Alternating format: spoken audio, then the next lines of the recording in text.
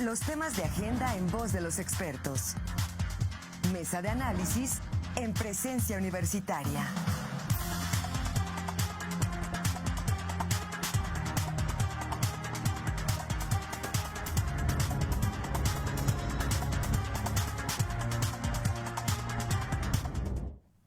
Continuamos con más aquí en Presencia Universitaria y el día de hoy, en cuanto al 8 de marzo, estaremos en una mesa de reflexión con unas especialistas de aquí, de la Universidad Autónoma de Querétaro. Damos la bienvenida en este día a la maestra Michelle Villanueva Moreno, titular de la Dirección de Igualdad de Género y No Discriminación. Muy buenos días, maestra. Muy buenos días, Adeli. Muchísimas gracias por la invitación. Gracias. Y tenemos también a la doctora Carla Mosqueira Valencia, coordinadora de institucionalización y transversalización de la Dirección de Igualdad de Género. Doctora, muy buenos días. Gracias por estar aquí con nosotros. ¿Qué tal? Muy buenos días. Muchas gracias. Y bueno, y en esta importante conmemoración del día de hoy, 8 de marzo, iniciaremos con las especialistas preguntándoles cuál es la necesidad de generar reflexión el día de hoy. Sí. Es muy importante visibilizar las profundas asimetrías que siguen guardando. Decimos que la palabra desigualdad hoy en día resulta insuficiente para dar cuenta de la situación estructural, política, económica, laboral en que se encuentran las mujeres, que significan la mitad de la población en el mundo y que las condiciones distan mucho de ser igualitarias. Justamente el día de hoy también se publica el informe económico sobre los derechos humanos y el avance legislativo, y no hay un solo país de los 194 evaluados que responda o que dé cumplimiento a los estándares legislativos en términos de políticas públicas y acciones afirmativas que se han impuesto como un estándar para medir el avance en términos de igualdad entre los estados. Entonces es muy importante seguir subrayando estas diferencias que existen y que generan discriminación y profundo sufrimiento y dolor en muchas personas. Sí, si bien hemos avanzado, o sea, por ejemplo, estaba mirando las cifras con respecto a la brecha salarial. Hablábamos en 2015, hace 10 años más o menos, bueno, 9 años, la brecha salarial andaba en un promedio de 26 a 32% la diferencia de salario entre mujeres y hombres. Hoy en día anda ya entre el 14 y el 16% en promedio la brecha salarial. Es decir, pudimos avanzar 10 puntos porcentuales, sin embargo, sigue presente en las desigualdades, y no solo en las cifras, sino en lo cualitativo, en lo que se vive día a día. Miramos que si bien, por ejemplo, la brecha salarial disminuyó, la cantidad de horas que las mujeres dedicamos al trabajo doméstico y de cuidados aumentó. O sea, una vez que venía en una escala, venía aumentando el número de horas, y a partir de la pandemia se sumaron 4 horas más y no hemos podido volver a equilibrar el trabajo doméstico y de cuidados. Sigue sin reconocerse esa participación, todavía está menos del 30% de las mujeres que participan en puestos directivos. En las empresas, en el sector privado, por ejemplo, es todavía menor al 20% la participación de las mujeres en espacios de toma de decisiones. En la política también nos mantenemos al 30%, a pesar de las reformas de hace 3 años de paridad, ¿no? Bueno, 4 años ya de paridad. Entonces, todavía hay cosas que tenemos que ir avanzando. Desafortunadamente, los índices de violencia han aumentado. La crueldad en el que la mayoría de las mujeres que son víctimas de violencia de género se encuentran, parece que también aumenta. Entonces, vamos avanzando en ciertas cifras, pero hay otras que duelen, como muy bien lo dice la doctora Carla Elia, que siguen afectando la vida y el desarrollo de las personas, porque somos un poquito más de la mitad del mundo. Entonces, si queremos impulsar el crecimiento, el desarrollo, el bienestar, si la mitad del mundo no tiene esas posibilidades, pues no lo vamos a alcanzar, ¿no? Justo, y en esta lucha que tenemos las mujeres el día de hoy, generar esta reflexión, ¿qué es lo que se busca? Hablaba la doctora de igualdad, pero hay un término también muy sonado que es la equidad. Entonces, como mujeres dentro de la esfera, hablábamos de la paridad, no hablábamos de muchas cosas. ¿Qué es lo que se busca? ¿Equidad, igualdad, o cuál sería el término que enmarca? Bueno, si me lo permites, en realidad no son palabras contrarias, son complementarias. De la mano. Exactamente. Para lograr la igualdad se requiere estrategias diferenciadas, es decir, un trato equitativo. Entonces, la equidad es el camino para lograr la igualdad es la meta. Entonces, si nosotras partimos pensando que todas las personas estamos en el mismo piso, pues entonces vamos generando estrategias que generan más desigualdad, ¿no? Si nosotras hacemos estrategias diferenciadas para las personas que están en mayor situación de vulnerabilidad, hacemos estrategias diferenciadas, pues entonces vamos avanzando, que es la equidad.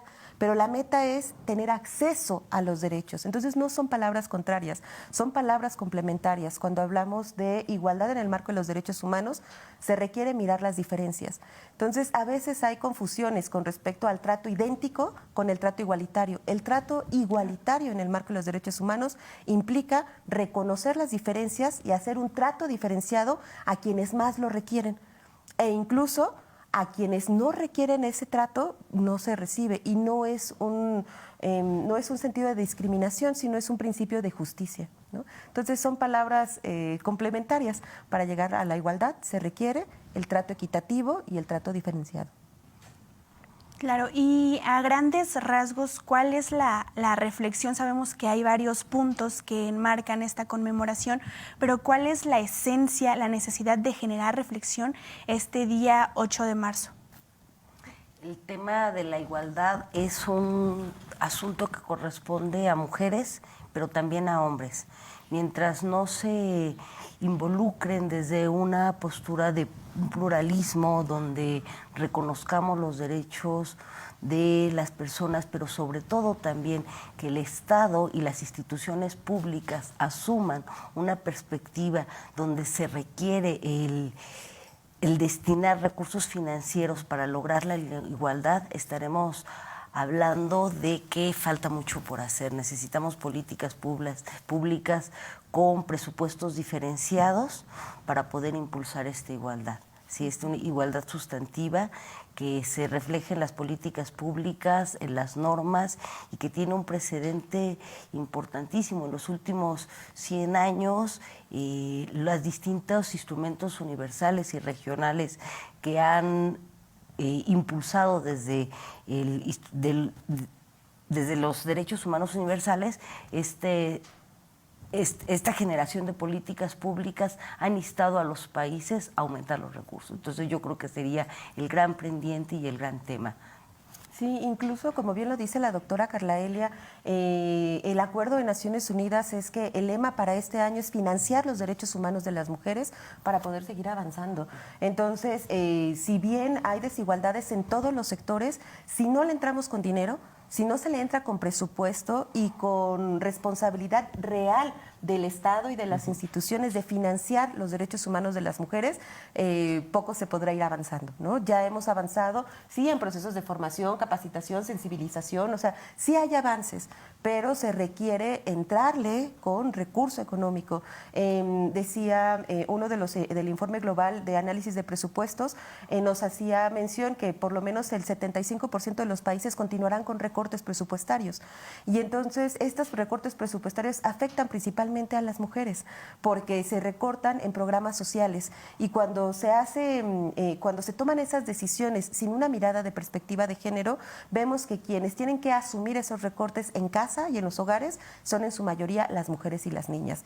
Y eso limita las posibilidades de acceso a otros derechos. Si el Estado, por ejemplo, quita servicios de guardería, comedores, cosas de cuidado que le competen al Estado, normalmente por los estereotipos de género somos las mujeres las que asumen ese trabajo y de manera gratuita. Entonces, creo que es importante, recalco, es financiar los derechos humanos de las mujeres y dos, la participación activa y efectiva de los hombres en trabajos de cuidado, en trabajos relacionados a los temas de igualdad, que puedan hacer estos espacios de reflexión sobre cómo abandonar todas las prácticas de discriminación y violencia, cómo transformar todos los espacios en los que nos estamos desarrollando mujeres y hombres. Justo, maestra, ¿se podría decir que ha habido un avance significativo o qué tan cuantitativamente se podría, o no sé, se podría medir esta intervención que tienen los hombres en esta lucha? Hay un avance, sí hay por ejemplo, la participación de los hombres en las actividades domésticas en los últimos 5 años ha aumentado a 8 años. Sí. Sin embargo, todavía son el tipo de actividades, ¿no?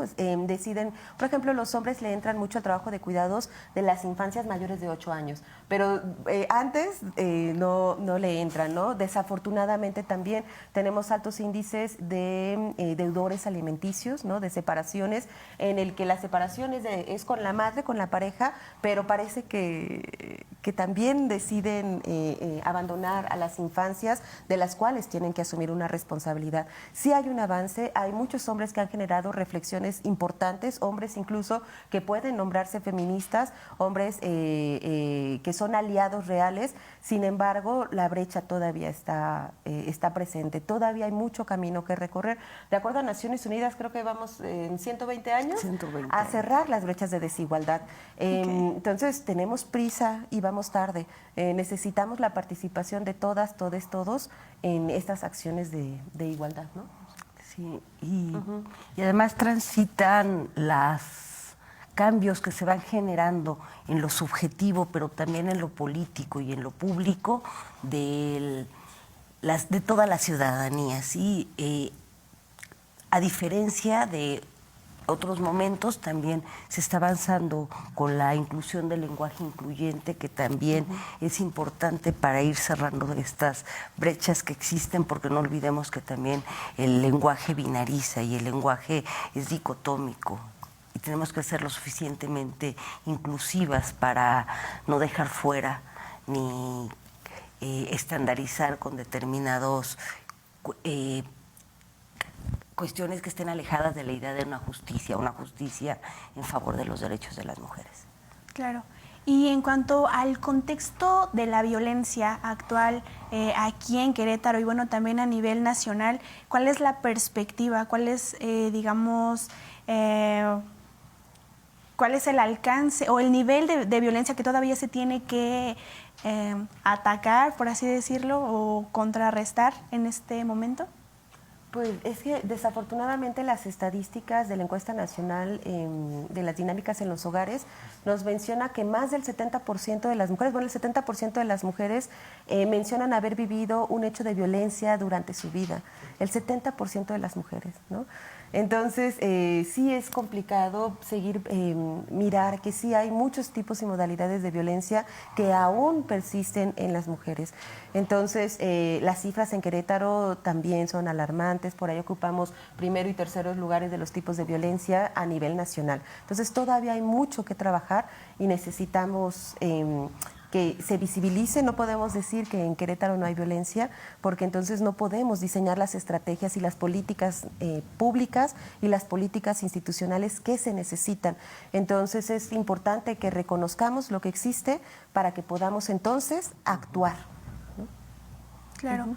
¿Y creen que actualmente aún hay mujeres que se callan ante una situación de violencia? ¿Y cuál sería la recomendación ante aún estas mujeres, no, estas personas que tal vez, no sé, tal vez sí aquí en la entidad de Querétaro o en otras comunidades de los alrededores del país incluso, aún hay mujeres que se callan ante una injusticia?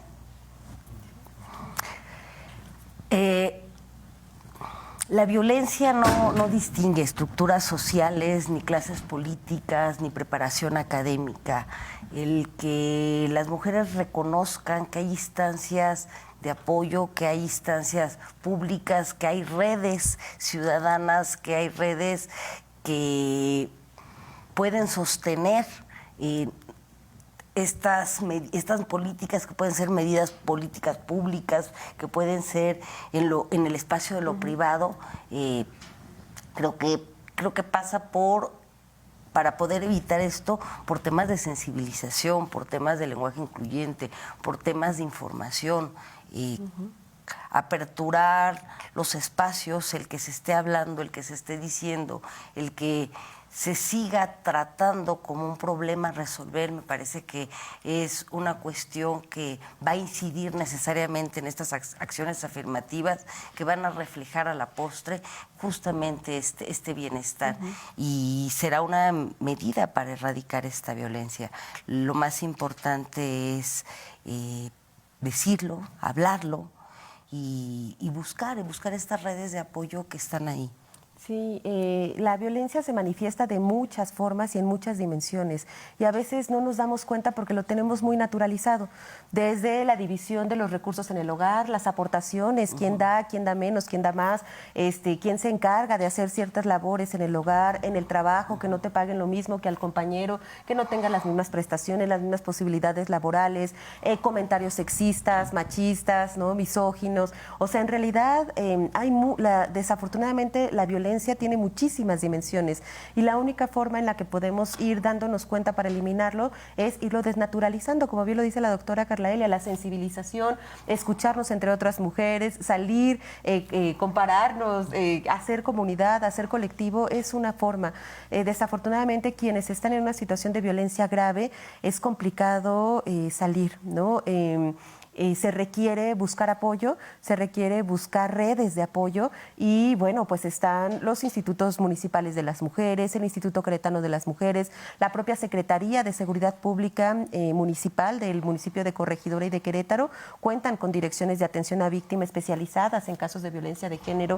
O sea, poco a poco están generando las estructuras necesarias de la atención especializada que se requiere para las mujeres que están en situación de víctima. Lo que podemos hacer aquellas personas que sabemos y que estamos cerca de mujeres que están en una situación grave de violencia es acompañarlas, no dejarlas solas. Le costará trabajo, o sea, intentará salir de esa situación más de 20 veces y llegar a un punto en el que nos sentiremos así como de, ay, otra vez, pues ya, si ahí quieres estar, pero tiene que ver con un síndrome de indefensión adquirida en el que no puedes salir de ahí.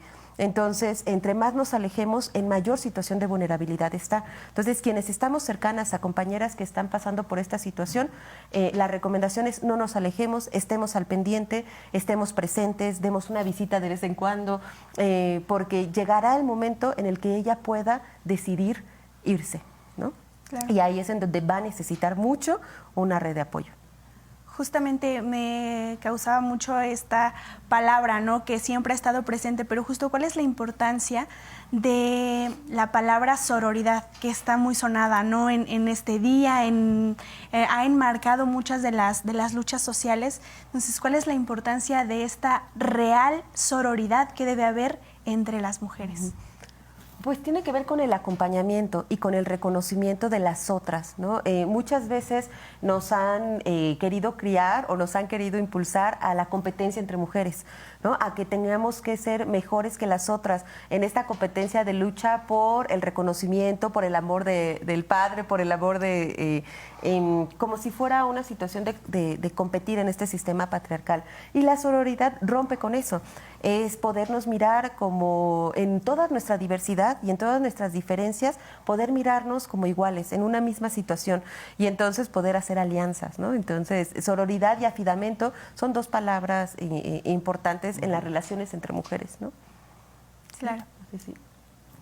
Y en cuanto a la lucha que va a haber el día de hoy, no solo a nivel aquí en Querétaro, sino también a nivel nacional, ¿cuál es la esencia de estas expresiones ciudadanas? Visibilizar las violencias que existen, visibilizar las asimetrías, visibilizar los temas pendientes que tenemos, recursos iguales, compartir el tema de cuidados, no ser discriminadas, no ser cosificadas, no ser tratadas como objetos, desnaturalizar esto que se ha venido asumiendo como si fueran prácticas normales que lo que hacen, si no las señalamos, es reproducir y perpetuar las violencias. Claro, y comentar también la importancia, ¿no?, de que se están haciendo acciones, ahora sí que en pro de esta lucha, a nivel también aquí universidad, a nivel nacional, a nivel estatal. Pues como última reflexión, ya vamos a ir cerrando esta mesa de análisis. Muchas gracias por haber estado con nosotros. Como última reflexión, ustedes como especialistas, ¿qué nos dirían en cuanto a esta esta lucha que sigue latente y que tiene que seguir hasta que, como decía, ¿no? Vamos retrasados, pero seguimos en la lucha. ¿Y cuál es la importancia de justamente seguir con este pie en el cañón? Bueno, que si faltan 120 años, si no empezamos, van a ser más. O sea, estamos en una situación urgente. La marcha reivindica, invitar a todas las compañeras que quieran marchar, bueno, a que salgamos a marchar en este espacio en el que podemos liberar muchas cosas que luego nos atraviesan. Ahí podemos gritar en un espacio seguro, de manera colectiva, vamos acompañadas, se siente la energía de manera maravillosa. Quienes no han ido a una marcha, les invito. Es una cosa que te libera. De unidad. ¿No? De unidad, que sí, también hay llanto, que hay grito, pero que también hay mucha alegría de vernos y encontrarnos entre iguales, ¿no? Pues como última reflexión, sí vamos avanzando. En efecto, hay una diferencia cuando las mujeres están al frente. Tener una rectora en la administración pasada y ahora una nueva hace diferencia, ¿no? Vamos generando estructura, pero no solo se trata de la voluntad, se requiere de recursos y de estructura que realmente mire la importancia del tema, ¿no? Es una manera de romper los privilegios. Es una manera de denunciar desde el poder cómo hay una apropiación de espacios de manera diferenciada, y me parece que debe de ser hoy en día un estándar de cualquier Estado que se precie de ser de derecho democrático, constitucional, el mirar el respeto a los derechos humanos de las mujeres, de los hombres, de las infancias, de las diversidades, y particularmente las mujeres, porque han venido representando han venido encarnando esta desigualdad que está presente en la sociedad, no solamente en la sociedad como la de Querétaro, una sociedad como la mexicana, sino es una situación que prevalece a nivel mundial. Y bueno, vamos a hacer más de 20,000, se calcula, en la marcha al rato.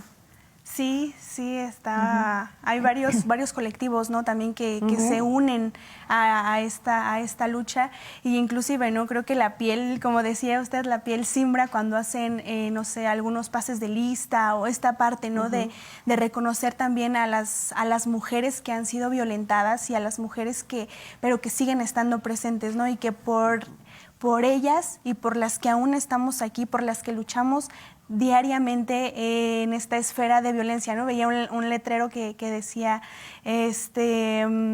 la lucha sigue, y no sabes lo que es tener miedo si no eres mujer, ¿no? Y si vas caminando. Y entonces reflexionar en esta lucha, invitar a cada una de las mujeres a que, hombres, mujeres y de niños, a participar en este acto de reflexión, en este acto de como decíamos, ¿no? De unidad y entre todas las mujeres. Muchísimas gracias, maestra, doctora, por estar con nosotros en esta reflexión, en este día, 8 de marzo del 2024.